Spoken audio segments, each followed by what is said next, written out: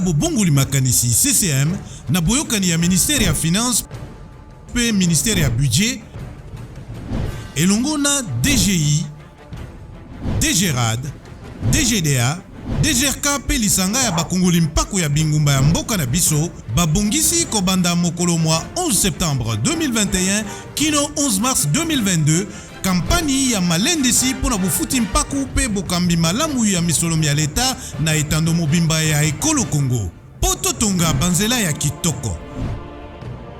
Balopitalo ya sika pona bapinga oyo esengeli mai na lotiliki ebonga bobola esila pe pona bolamu na biso nyonso.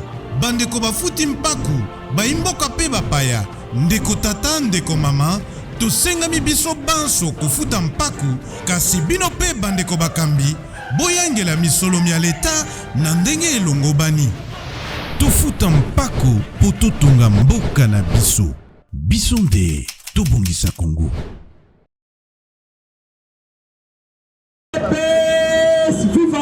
Viva, viva, viva,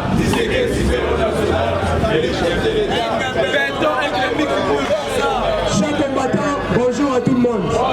Tobi betela na maboko makasi parce que basangani. To betela fachi maboko beto betela Congo maboko basangani basali association des étrangers. Association des étrangers.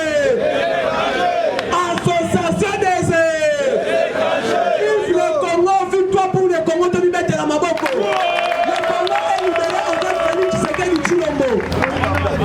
Fini la récréation basali nini basalani. Mes chers combattants, avant de bandato wana matanga yende kona biso Jean. Je pense que bomoni azate pardon vraiment to quoi qu'en fils que 500 francs 1000 francs et permettre biso de soutenir pour na tozo kendelelo. Bomoni azate akufela ki petit frère né propre de père et de mère. Oh, alors, moi 500 francs pour mettre biso, pour soutenir tous la famille. Merci beaucoup. En attendant, tu vas l'actualité politique. Sans plus tarder, je pense que nous avons un déplacement chef de l'État en Israël. Dans l'État hébreu. Mobutu Alobaka entre un ami et un frère, le choix est clair.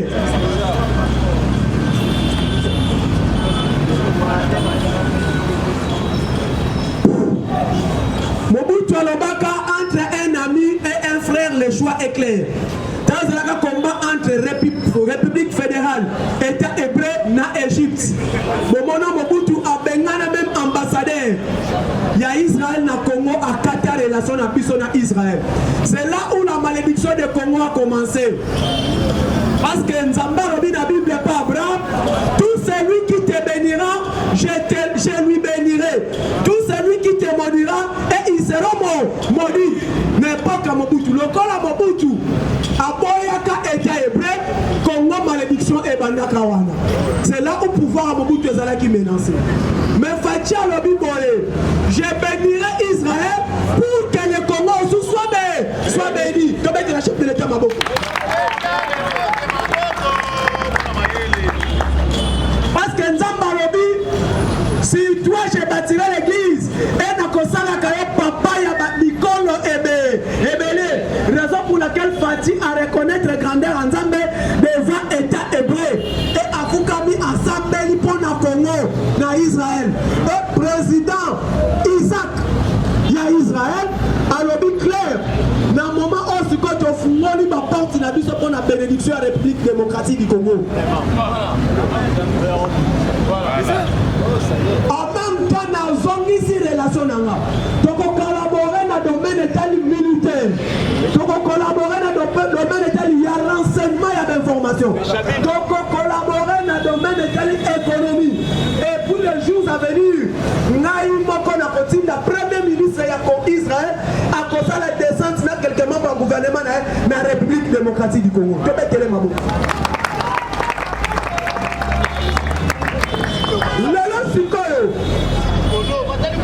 Donc le problème est tel bande konabiso ba konsango oyo basali baké guerre diplomatique devant l'Union européenne bakei Union européenne ba plaider démocratique du Congo que comprenant candidat président Séni et les gars qui m'a ramouté. Mais malheureusement, avant Bango Bakende, l'Union européenne, la Nations Unies et les Russie, prenaient qui déjà acte, il y a nomination et investiture, il y a Denis Kadima.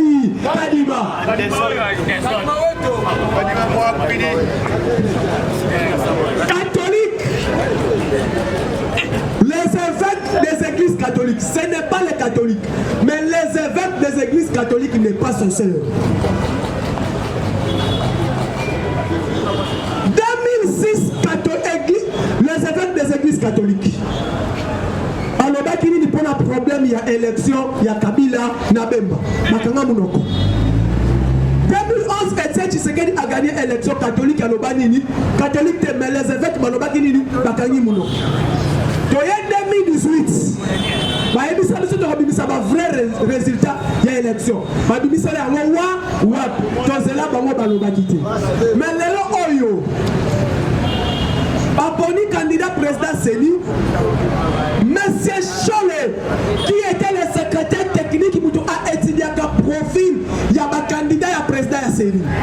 Cholet a émis bande konaye, ba onyo so baleki to longola ki bazala ki mabe. Mais en tout cas, il y a 4 candidats valables de plénipotentiel. On va organiser l'élection, il y a malam 4. Les 4 on a Denis Kadima et Bokoto tout consort. Cholet l'habitude pour les 4 on va répondre à nos critères nyoso. Kadina ndodo komba telemi. Abisi monsieur l'abbé Cholet. Est-ce que makambozo le beza busolo 4 on va tikeli. Baza malam. Balobi oui, discussion besoin bango 2 jours. Pendant profil il y a les 4. Cholet a dit 4 on baza malam. Topona awa mutu moko.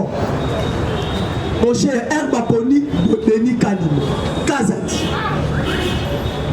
Pourquoi Cholet aboyi? Pourquoi Église SCC baboyi? Uniquement raison moko. Il est Moulouba de père et de mère.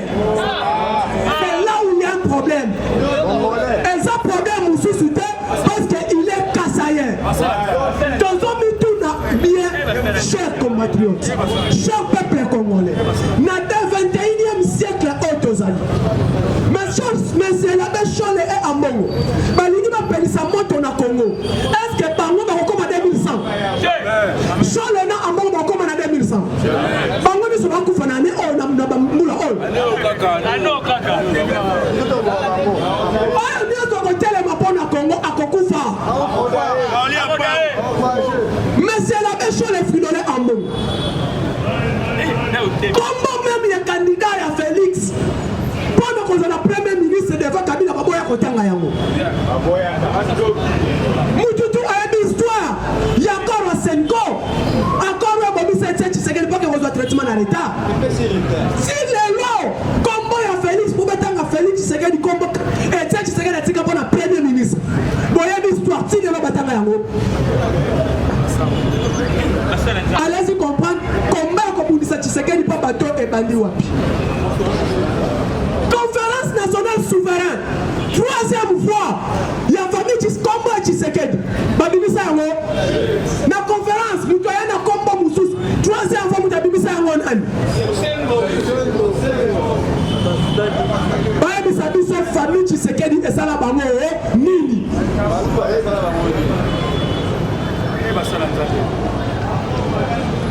Les gens ont gratuité de l'enseignement. Par contre, ils réunion uniquement SCC, catholique, Lamouka, FCC, Association des étrangers, vrai ou faux? Mais il y a pas de l'église romaine et l'église Yabapayanamboko. Quand tout est clair, Bazaba Payanamboko. Il faut combattre toutes les actions de Tshisekedi. Pourquoi Mbongo a besoin de l'Union européenne et quand ils vont signer à Kingo? Mbongo a besoin de 2018. Ils ont acheté toute la presse internationale pour soutenir la candidature. Il y a un étranger de père et de mère. De côté, mais il y a papa qui a marqué Falou Namboko.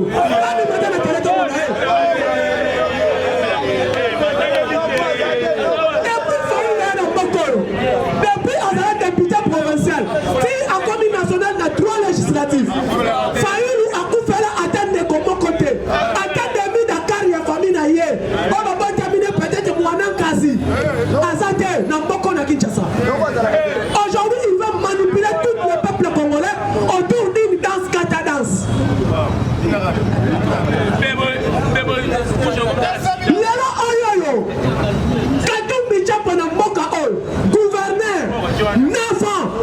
Attendre qu'on ait mon côté na katanga kufa. Attendre mon casine mon côté mon athée. Joseph Kabila Hippolyte Kazembere, Rwanda Tanzanien. Mboka en famille on bazaka 3 personnes. Zoé, Jeannette, Naye. Tata toyebite, maman toyebite.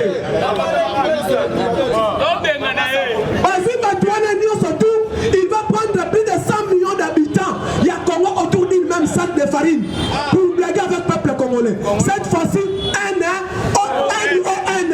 Toko Bimasu Sunabusoba. Fati aide-nous de père et de mère. Congolais de père et de mère. Que mettez les maboko.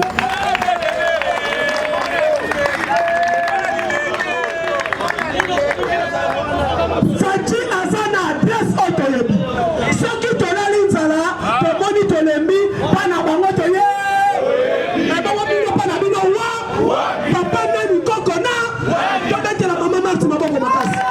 La maman de la République. Tobete la Etienne Tshisekedi maboko makasi. Tobete la biso Fatime. Ata tolali nzala tozabako. Motuko lebaki ata na lete me Kongo ezala na ki. Tobete la kimia maboko.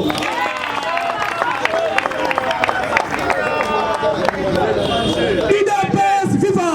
Donc on préfère moi na mboka ala ni sabiso nzala que yo étrange. Fini la récréation avec les mercenaires. Pouvoir les mercenaires rester dans la tête salinini et sini. Donc on soutenir le chef de l'état de père et de mère. Et puis on quitte au Matafati Azawana si tu reçois Congolais tu as mis de père et de mère. Voilà. Yo ni bengi Congolais. Rwanda. Mobutu papa, liwa ya mama Olangi to ebi somo na yango bo ebi soir. Ya mama Olangi. Mama Olangi ayamba un pasteur Tanzania aya prier na mboka oyo. Ateye na église ya mama Olangi. Tozana ba archive. Alors bito telema to fuka mapona mboka au Congo. Et pesa biso domoko. Il y a un étranger. Congo eyambela biso mwana na biso. Aya akoma président de la République démocratique du Congo. Il y a moto babonde la maman Olangi akamwa. Alors oui Joseph Kabila il est tanzanien. Et to sambela kapona pourquoi tozwa fils tanzanien na biso akoma président na Congo. Na église ya mama Olangi. Asa ni sa ba pasteur nyoso ya ba pays mususu. Ate on a 4 églises. Joseph Kabila bimi président de la République na Congo en 2001. Oh boy d'histoire. Première voyage diplomatique à Kabila ezalaka wapi na Tanzanie. Akena ko chat tombo, frère na tombo ya Juliette Nyerere, ancien président Tanzanie. Boy d'histoire. Lelo auto kamwe, soi-disant association de malfaiteurs, association de criminels de la République démocratique du Congo. Les étrangers, auto benga l'association Kosoma. Katumbi Soriano Madidi, association de Kosoma, Kasoma pardon. Benanga banale loka, Kasoma, Union de Kasoma, Katumbi Soriano Madidi, IDPS viva, association des étrangers. Basali Kasoma na bango, Union de Kasoma, Union sacrée côté Zaba Congolais. Dieu est bon, moi je le disais toujours. Na kozalaka ne se moju Katumbi kolonga na Union sacrée. Parce que il est étranger de père et de mère. Alors moi, à quelle rejoindre l'association des étrangers? Kasoma, Katumbi, Soriano, Madid. Pardon, Kabila, Soriano et Madid. Kasoma, Union de Kasoma. Basali Union na bango kuna. Quand on batiki Union sacrée des Congolais. Tshisekedi moso era liyaou batika na coin. Malgré ils ont travaillé avec Kabila, mais ils sont des Congolais. Basonga boy. Tolobi clair tozo pona tobe na match ya Congo na ba étranger. Ba Congolais tozo na pantina biso, ba étranger ba bazana pantina ba bango. Basanga ni ba étranger. Na l'église oh elle qui biso malédiction na Congo. Ba ke pantima moko. Biso côté de Tikali. Les églises de réveil. Oh salami na Congo. Oh ba toni na bango ya Congo. Kimbangiste Armée Sali tout comme ça. Tosanga ni pantima moko. Bino boko bimale 6.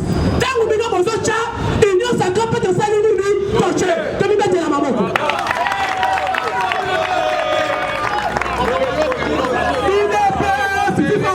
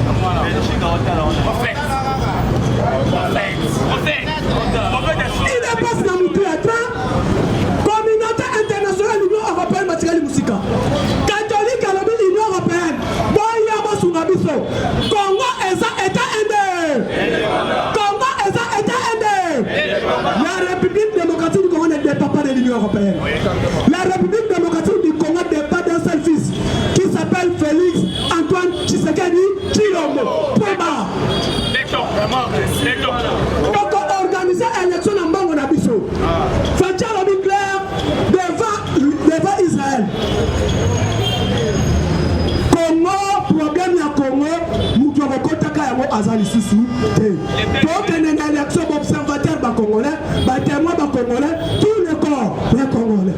Bino Bakoya Boyeka Botan. Moi, je passe à nous mettre 100 francs à Bino et ça. Problème ya Congo, vous avez résolu par les Congolais. Et les gens s'embêtent de tout le monde de Kokisani. Mamba Lumumba Loba et Kokisani. Yango monaka munokwa mukolo elumbaka solo malobi mazala solo. Lumumba abisa biso. L'histoire du Congo sera écrite par les Congolais eux-mêmes. Aujourd'hui, Fachi a comme histoire de la République démocratique du Congo. Yo mona wapi? Yo za Congolais. Bana batanga te oboyi bana batanga ngati. Siko lingi shede se suka ndengeni.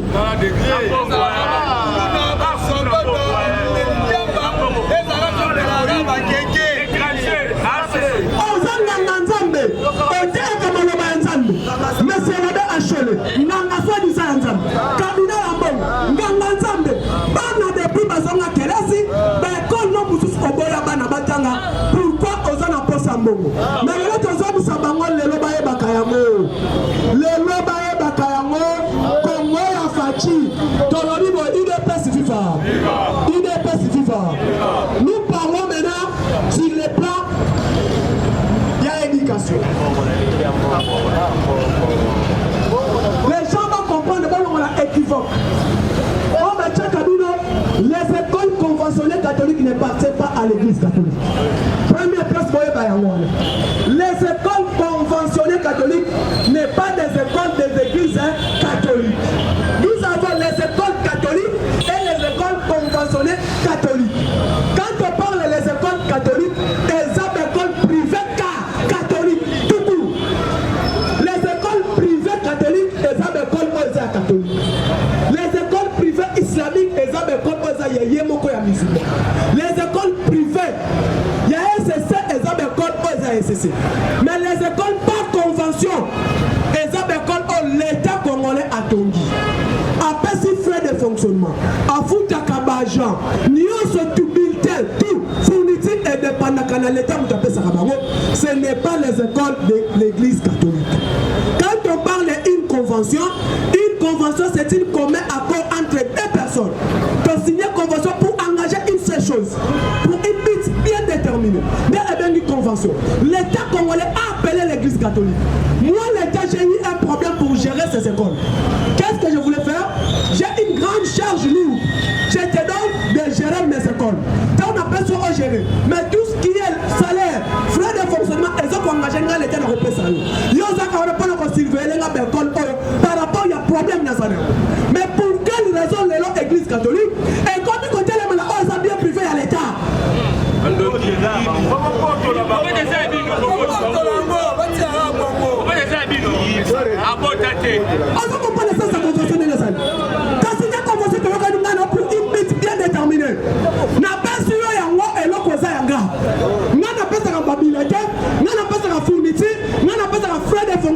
C'est moi qui paye salaire.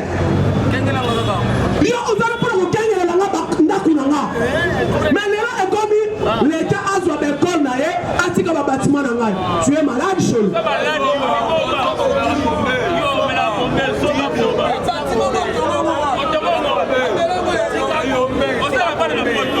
Allons-y d'abord. IDPS viva. IDPS viva. Bango baza gérer le ministère des Affaires sociales. Yabisanga arrêté. Depuis catholique et côté Namboka pour construire une église, autongi bafuta ba frais. Est-ce que bango na bazabongo bafuta ba frais de fonctionnement de l'église wana? Ba taxe bafuta yango. Bafuta ba facture à courant. Bafuta ka mai. Fachi c'est là bango facture. IDPS viva. Pourquoi catholique à côté de la profond la politique qui a États-Unis? Ah, tu peux s'appeler Marcelo raison même malheureusement. Mais c'est la même chose les cardinals en mots. Catholique n'est pas une institution au Congo. Ceux qui comme institution. Non. Sassou a mis ça dans ma caméra. Ah, mon compte à la table. Raison pour laquelle, au Congo, pour bien gérer, il faut amener une petite dictature. Il y en a ça, Kassongo. Les 6, au moins, il m'a cassé la rabisso. À 5 familles. Kassongo m'a cassé la rabisso. Nous allons dire que nous sommes en attaque. Tu as les 6 personnes à la bombe. Il y a un béni Moutouana Ndoki. Panza Libala, wana pote sur la wana yo. Yana Panza Libala, yo keni na mwasi wana. Yabi sanga bosangani, leader à Kozalana. Bosangani na Kasoma. Qui sera le leader? Nani Kozala leader na bango? Yango moni même na communiqué. Moutouatele mi leader à Félix Kabangelu. Qui veut dire na Kozala bango Kabila na mukontina ba. Kabila mukontina ba. Mukontina ba étranger nyo. Il s'appelle Kabila Kana.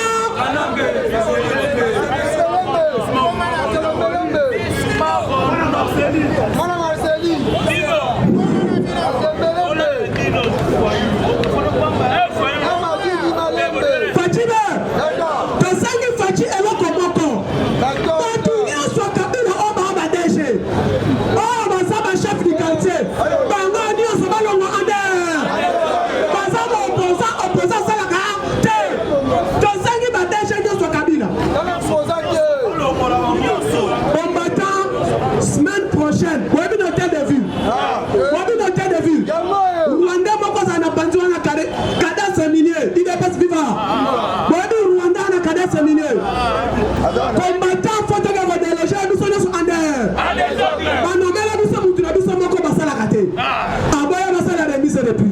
C'est lui qui contrôle tous les carrés miniers à Congo. Comme on est Félix Nani Awawa. Na cadastre minier, pembeni hôtel de ville. Bisson News autorobe ma place wana. Toko kanga biroti mwana akokota lisusu. Aza opposant ya Fachi. Aza finga Fachi tina media. Mais Aza déjà ya cadastre minier ya Mboka All. C'est lui qui gère tous les carrés miniers à Congo. C'est lui qui contrôle tous les miniers à Congo. Yango de Sengi boy. Rwanda wana face à la liba. Rwanda face à la liba. Semaine autre banda. Parlement de Bouna cadastre minier. Pour la collaborative pour la akokota kabiro lususu. Akane kotaka minera na roi. C'est là attention hein. Comment opposant à la DG na Mboka. Batuana basaba opposant. Fama na pasi ya opposition na Congo. Nena zo bisabino chef combattant. Mobilisons-nous, soutenons notre pouvoir. Les gens n'ont pas bisabino boy. Babandi na marambebele. Et bandi oh non. Ram elongwe. Et comme basali association des malfaiteurs, des criminels. Oh non. Boy, mais bolani qui a tout la katwe. Jacques Kabou la carte gouverneur ya Grand Katanga. IDPS viva. IDPS viva. Kabou la wabi boye. Et qui ou kumwanza notre baba papa ya Katanga. Atikala kibiso testament moko. Alors bi peuple congolais poto sana kimia. Munzamba atikala kibiso mwana moko. Pour a délivrer Congo au nom de Félix Tshisekedi Tshilombo. Amen. Kabou la ke plus loin. Alors bi toko changer testament ya baba kiungu wa kumwanza te. Asalaki meeting lobi. Peuple katangien nyonso Grand Katanga. Kolwazi likasi kasumbale sa biso nyonso manono lwalaba. Biso nyonso tozana candidat moko. On testament batikela kibiso papa na biso baba wa Katanga. Na komba kiungu wa kumwanza. Toko vote Tshisekedi à 100% na 2023. Kabete la Kabula maboko. Alors bibo batuana basangani basaba katangete toko luka ya bango mwaito zo msabona mboka na bango nyoso atangi Katumbi Fayulu Kabila bazaba congolais lelo tozana mwana na biso ya mboka na komba Tshisekedi foto za la simanaye nda omoni nini ba communauté nani bande ko na biso ba catholique basango c'est pas catholique mais en mongo na chole Babibi Baké devant la communauté internationale. Baké Luka Ninji. Baké Luka moyen va étouffer le processus électoral. Mais nous sommes quand même ça va.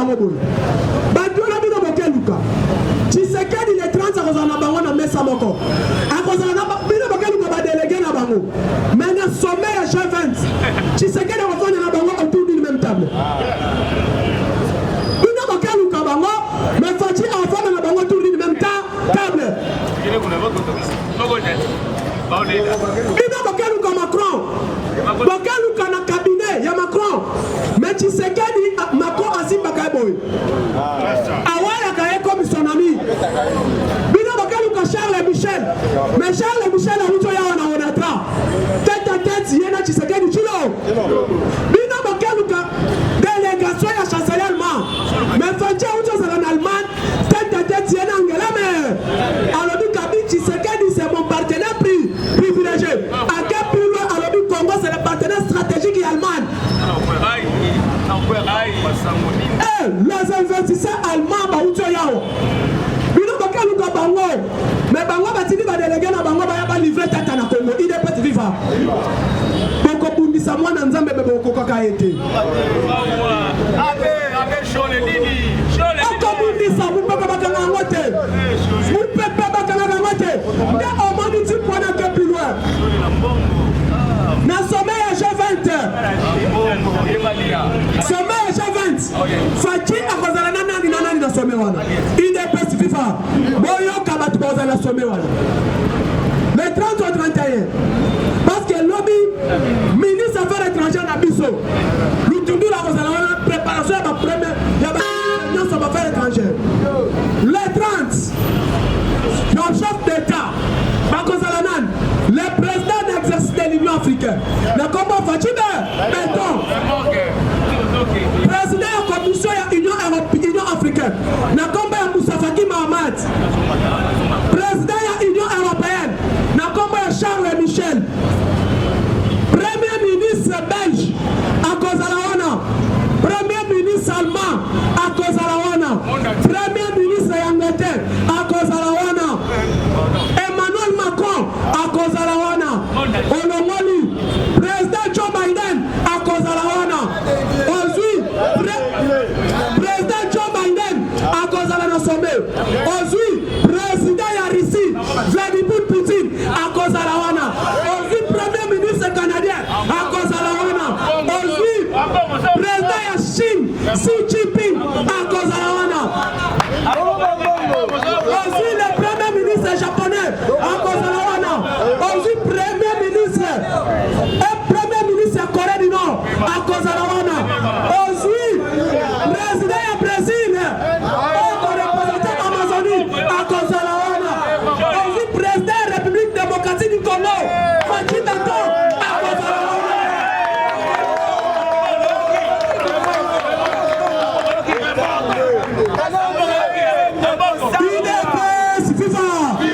IDPS FIFA eza nini baza parle pour na COP 20 sommet ya G20 sikoyo bakozala wana bakolobela problème ya réchauffement climatique na kati wana towana te forêt équatoriale oyo biso epuis bakolobela forêt oyo ya Brésil nini yango moni balobi les deux pays wana bakoki kozala jamais représenté tosengi na bachef d'état na bango moko en personnel biso sikoyo président kozala wana plus la première la distinguée dame d'affaires espasa le patron ya environnement congolais akozala wana mutu na mutu aprofite peka na mafoto na Joe Biden sikoyo koloba nini bazali balongwa na gouvernement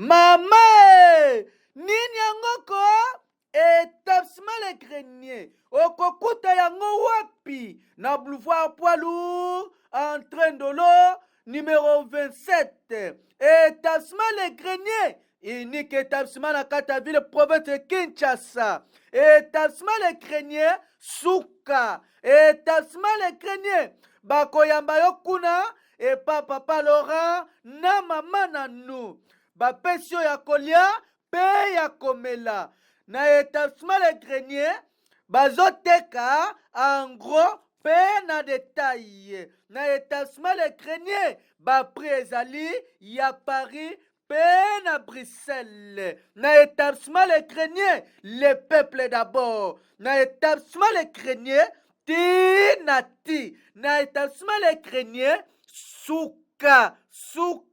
suka ya makambo